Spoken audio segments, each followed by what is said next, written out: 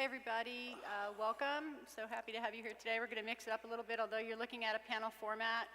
We're actually going to have each one of the colleagues here from our manufacturing environment give their own examples of how they've been working with blockchain.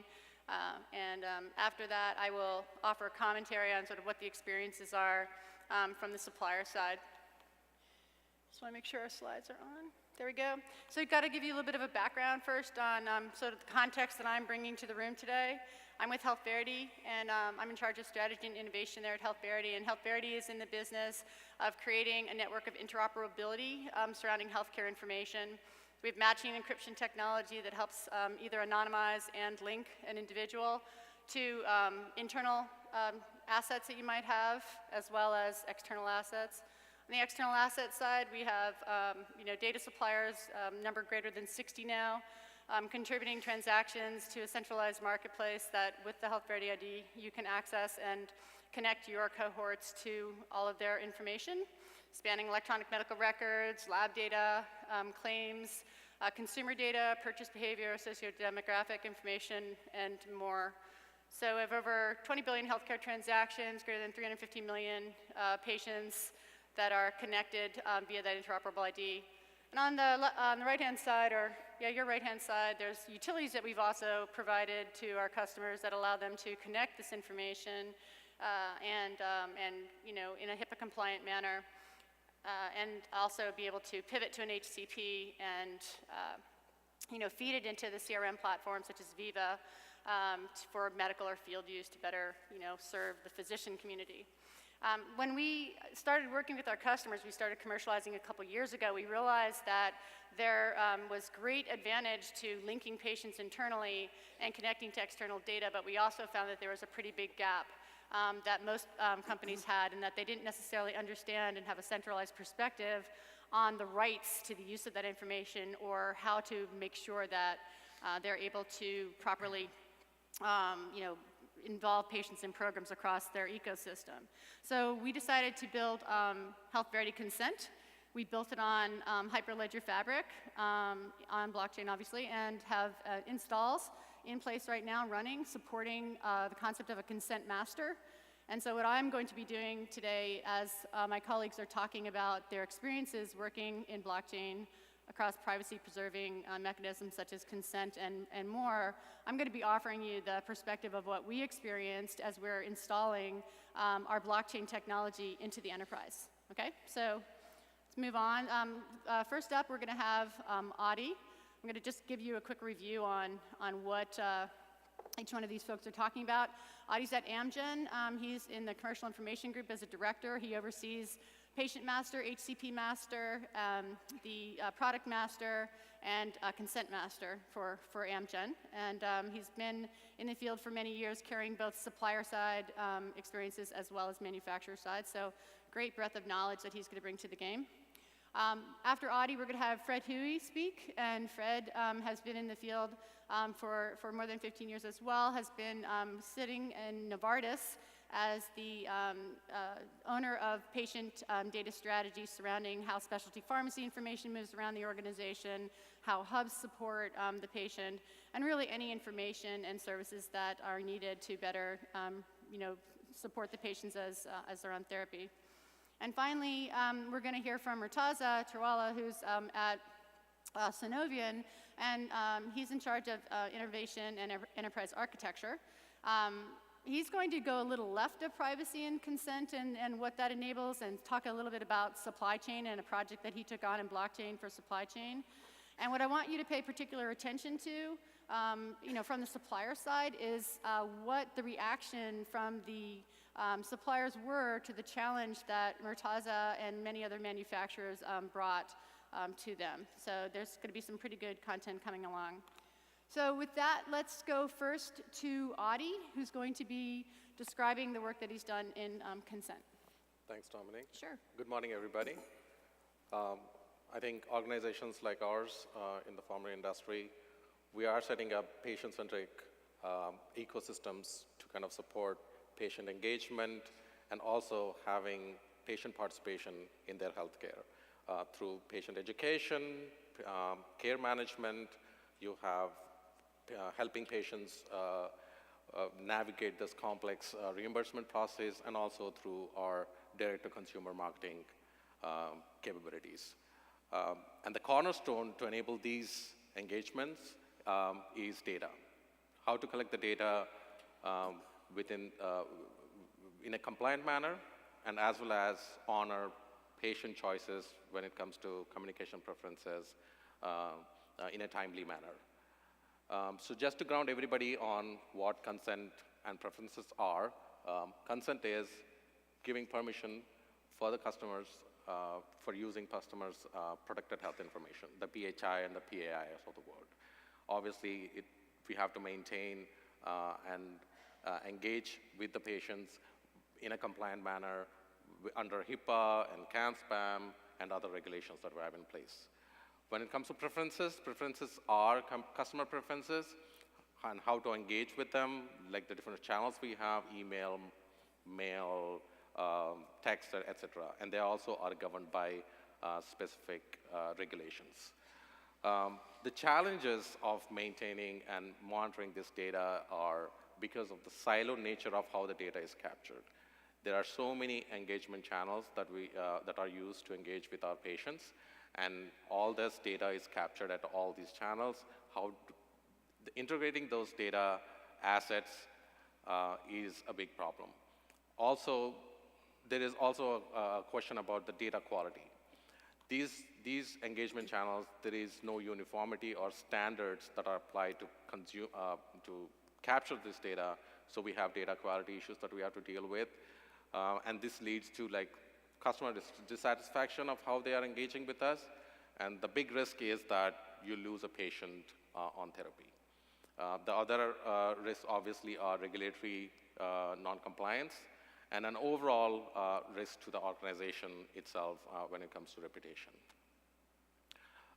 So if you look at the use case itself, it lends itself very well to blockchain and how blockchain works. These are digitized assets. These are assets that are most important to have a quality. Quality is paramount to this. And also, we have to share this data across the ecosystem to enable end-to-end patient and customer engagement.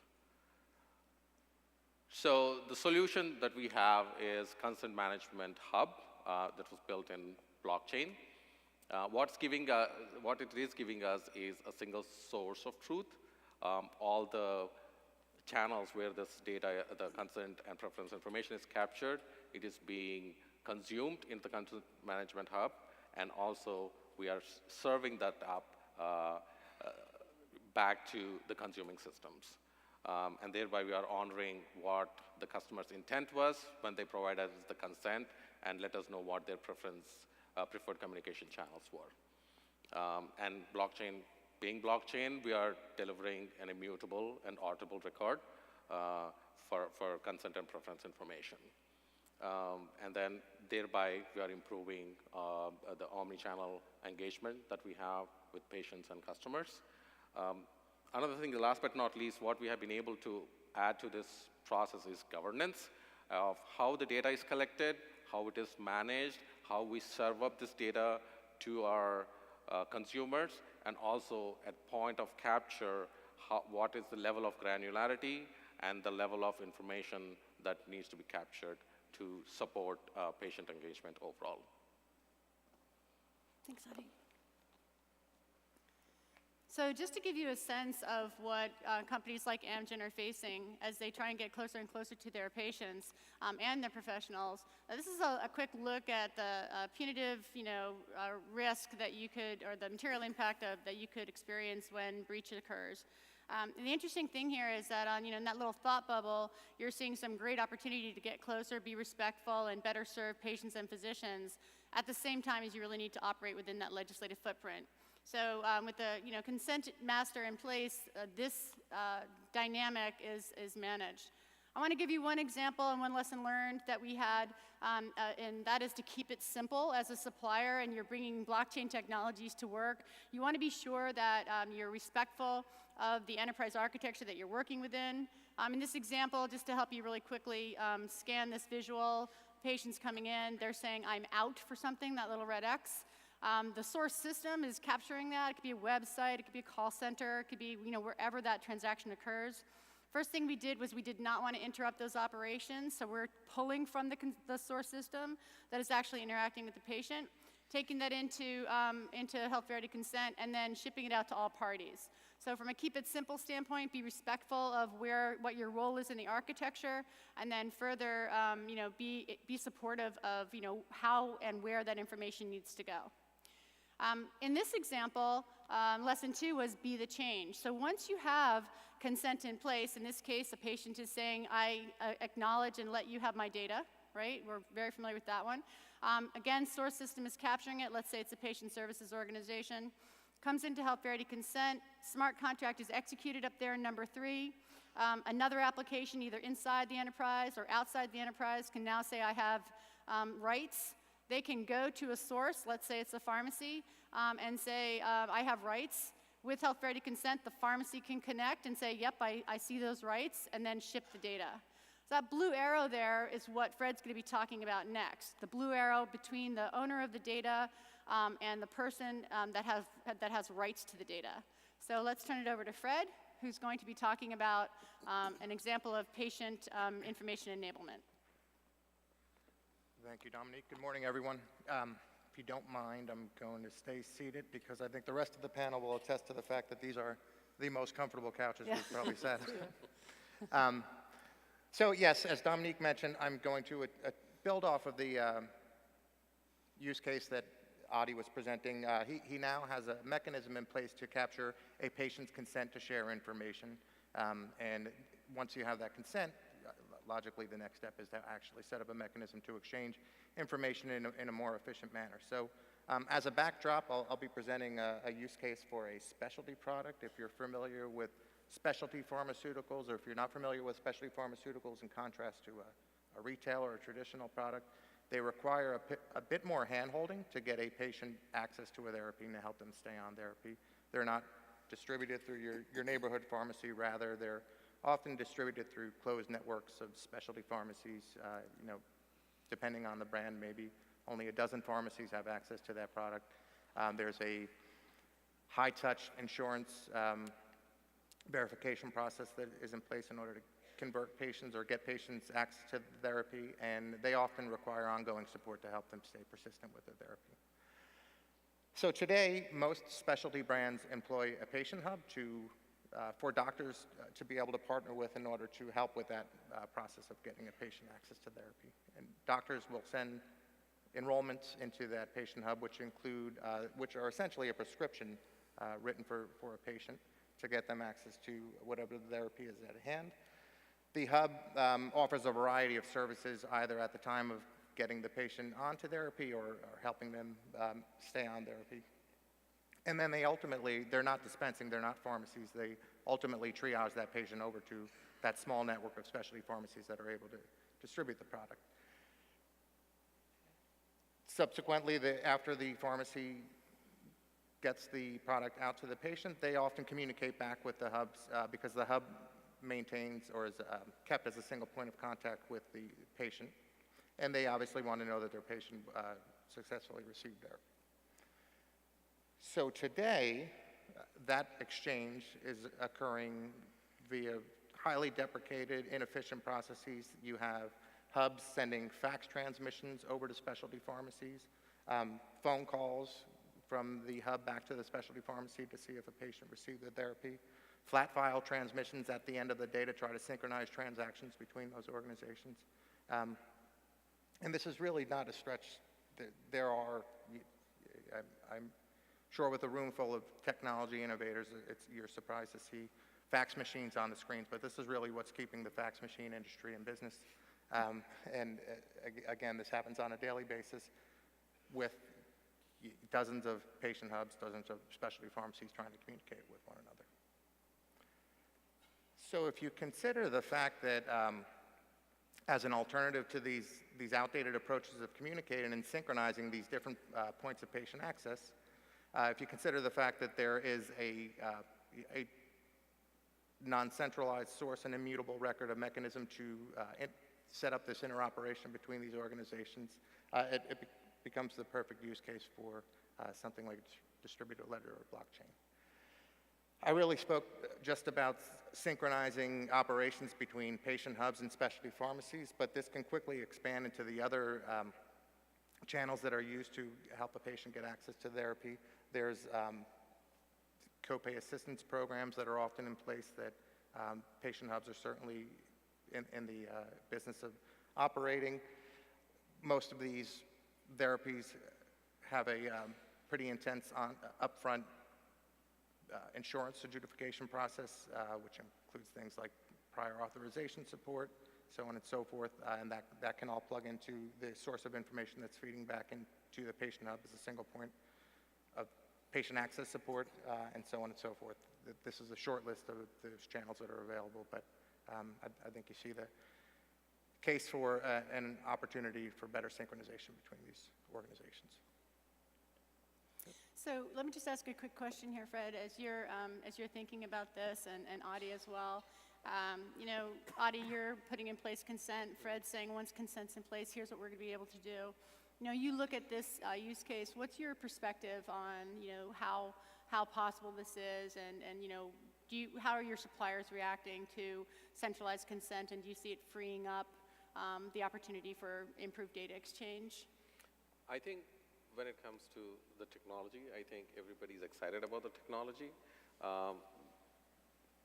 What I think what we are trying to make sure is that they understand that the technology it's supporting, the use case is the king, and the way we are, especially on the consent side, the way we are maintaining the consent is easier to share across the ecosystem where it is needed.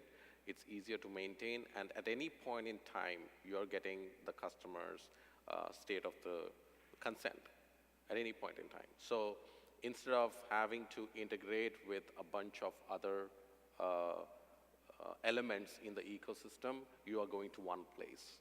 I think that's exciting. That's exciting for anybody. And as part of setting up this ecosystem, obviously we have worked with a range of stakeholders across the stream and worked with them to make them understand why this is important, why we are doing this, and why everybody should go and connect to this one solution for this. And obviously another piece of is that engaging with our privacy and compliance and everybody else to be on the same page, to let them know how we are working through this and how it's going to support our ecosystem at large. So it sounds like a lot of change management and changing how people are thinking about that. Yes. And Fred, from your standpoint, in your organization, as you're thinking about, you know, your mission here, what do you think is going to be really critical for the suppliers or even other manufacturers and companies in thinking about unifying parties across, you know, external and internal? What are the big dynamics from your perspective there? So I think the big hurdle has already been cleared. People will communicate one another, amongst one another, and look at alternative ways to communicate once they agree that there's a mechanism in place to share consent, that they're able to share information back and forth between those organizations. Moving forward, I think the big question, and this is probably a billion or $1 trillion question for a lot of the folks in the room or at this conference today, is what organization is positioned to drive this change within the industry? We as a manufacturer can tell patient hubs, tell the specialty pharmacies, tell the other points of care that we need them to change the way they're integrating today. But they're not going to do it on behalf of one manufacturer. They support, you know, dozens or hundreds of manufacturers. And frankly, I don't know that they see it as in their best interest to share information between all these organizations. So honestly, the big question for me at this point is who can drive for this sort of change, for this, you know, 21st century mechanism for integrating within the companies we're relying upon for patient therapy access. Yeah, I agree. And on that note, just to, you know, is Mike James in the audience? Are you here in here? I have to always give Mike James credit for this content. I listened to him give a talk last year at Distributed Health on the framework for how to think about blockchain and how blockchain works best. And this is a slide that is my go-to all the time as I'm talking about how to think about it. As a supplier with the blockchain technology, integrating into enterprise and figuring out how our technology can support what they're trying to do, what's really important is to think about where else it can work and how else this kind of technology enablement could further advance the cause, like what Fred was just talking about, all of those parties feeling comfortable changing information. And there's a framework to think about that, and I'll go through it quickly. I'm sure Mike would love to talk with you more about this, and I am as well. The dynamics of an organization needing to share siloed data. An example here, the hub, the pharmacy, the manufacturer, any copay suppliers, et cetera. They all have to share information on behalf of that patient. So information has to move. Today, of course, it's not moving well. As Fred was describing, it's moving through antiquated methods. And in fact, everybody's technology tax is pretty hefty because they've all got data stores. None of them trust each other. And so that really creates a lot of hassle. I know I was at Biogen before Health Verity running commercial information at large. And that was a really big challenge for us. We launch a brand and we have, months to get the connectivity going on. It was really painful because it didn't have to be that way.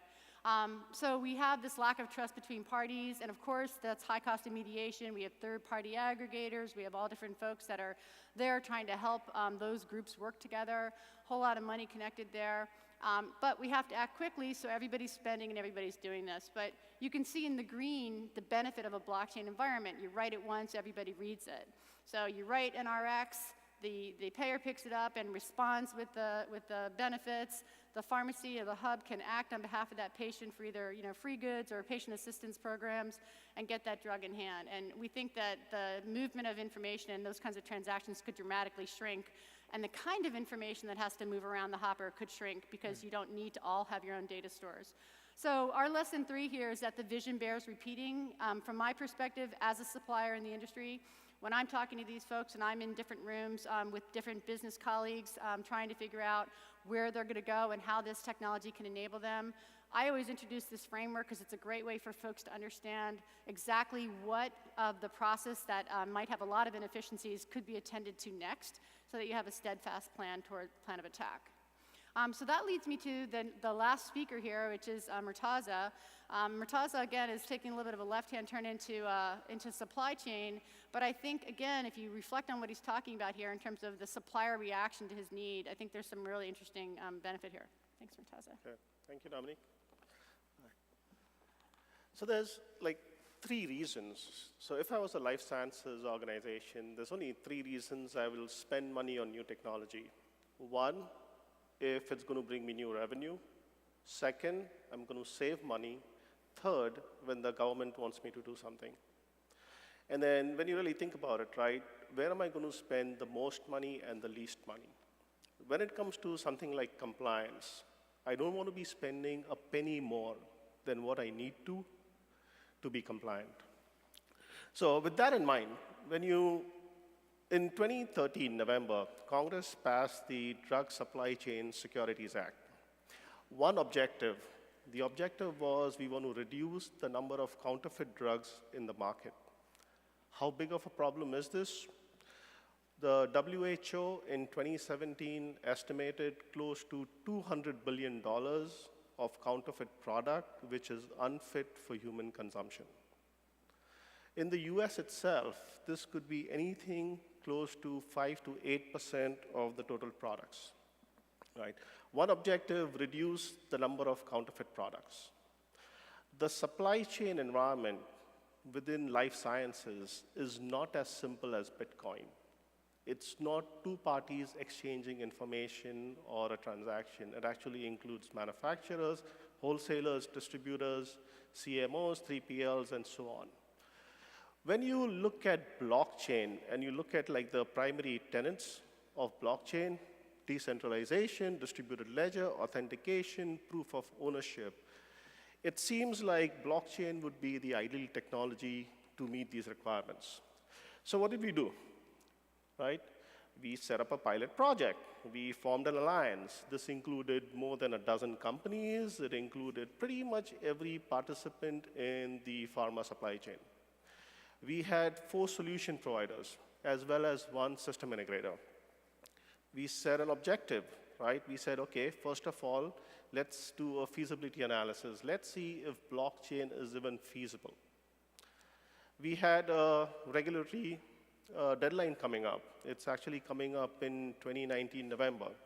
So we said, if it is feasible, then let's see if we can leverage blockchain to meet this deadline. And last, let's see if we can come up with a common architecture, a common framework, and a common governance model all of us within the life sciences supply chain can adapt to. We have an alliance, we have an objective, which was actually pretty clear to start with, but the outcome, after working for like 6 months, wasn't what we expected. We ended up with 4 different unique solutions, 4 different unique technology platforms. There was no common architecture, there was no common governance, there was no common framework. These solutions itself weren't all blockchain. Some of them were blockchain, some were hybrid, and some of them were actually just blockchain inspired, right? It's what I call as like blockchain counterfeit. And last but not least, right, the pharmas and the life sciences industries, we have a lot of concern with sharing our data. Anything outside of what is needed to meet the regulatory requirements, we are not willing to share, right? Not the ideal situation, not the outcome we are looking for. What did we do? We went back, we said, let's take a look at our objectives again and see what we can do. A couple of months of more work, and we actually have an outcome we can pursue further. Seems like we are going to go with a hybrid architecture. We don't have a solution yet, but we do have an architecture we can proceed with. It actually is blockchain and existing technologies, where some of the functionality will be in a chain, some of it is going to be within existing technologies that we have already invested millions of dollars in. Another outcome, we know it has to be private, it's going to be permissioned, and it has to be interoperable with our existing technologies.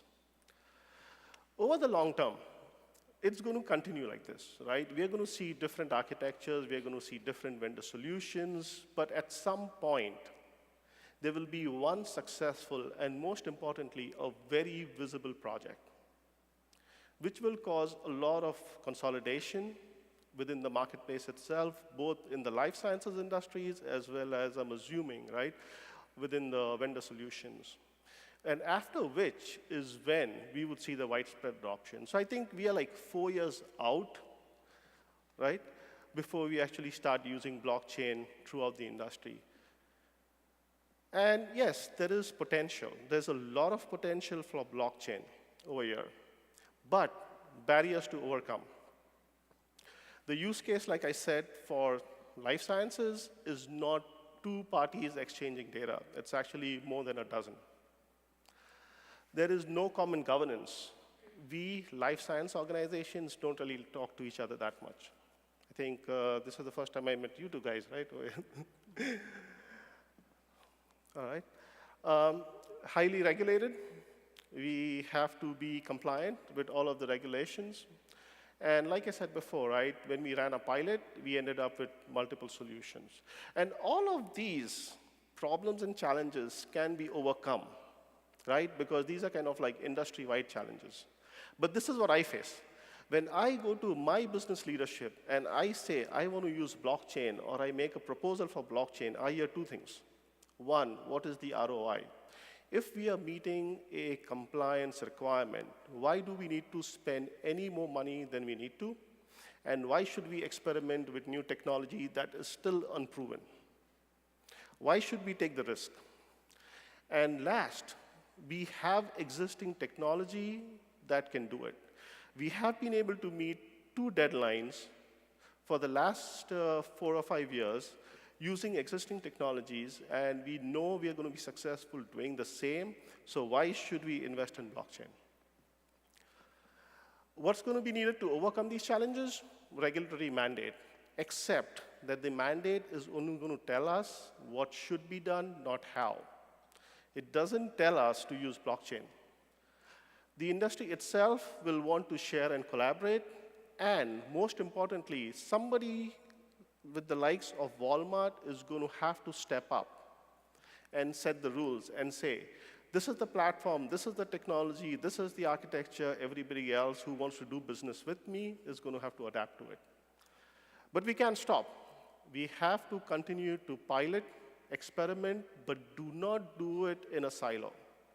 Do it in collaboration with the entire business ecosystem. Think combination of blockchain and existing technology, because pure blockchain is not ready yet. And last but not least, we have to be compliant. It's a highly regulated industry. If your solution is not going to be compliant, it's not going to go live. Back to you, Dominique. Great. Yep. Thanks, Murtaza. And so again, the interesting thing here was the response. And the last lesson that we have here is think about supporting that end-to-end use case. Understand the business process in full. Solve for the whole thing. If you can't personally solve for it because it's not what you're trying to do, embrace it and help others solve for it and come with a full end-to-end solution. And that's what I think is going to help with the adoption of these new technologies. Otherwise, these decisions become burdensome. Some of those dynamics, legacy integrations, operational strategy, governance, and in general, be better than the last solution and really improve and put this really powerful technology to work. So thank you very much. If you want some more information, my email's down there on the bottom, and really appreciate your time. Have a great day. Fantastic stuff. Thank you very much.